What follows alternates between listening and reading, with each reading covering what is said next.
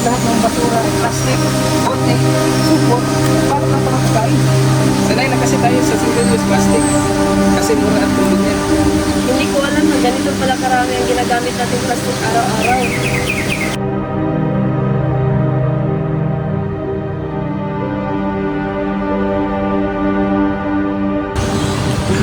Sa sobrang paggamit at maling pagtatapon ng basura ay nagdudulot ito ng maraming suliranin sa ating paaralan.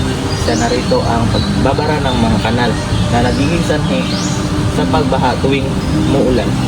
Dahil dito, naiipon ang mga maruruming tubig at naglalabas ito ng mabahong amoy at nagiging paborito ito tirahan ng mga lamok, daga at saka iba pa mga peste.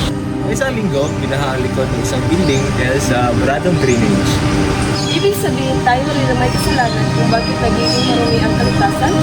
Oo, maliit man ang ginagawa ng isa, kapag pinagsama-sama, malagyan ng ito. Pwede tayo magsimula sa paggamit ng reusable na bote at lalagyan ng pagkain.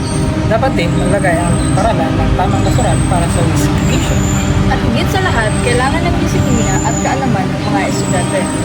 Ang malinis na paaralan ay responsibilidad nating lahat. Mas konting plastic, mas malusog na kapaligiran. Simulan natin ang pababago sa ating paaralan. Bawasan ang plastic! Alagaan ang kalikasan! Makes it hard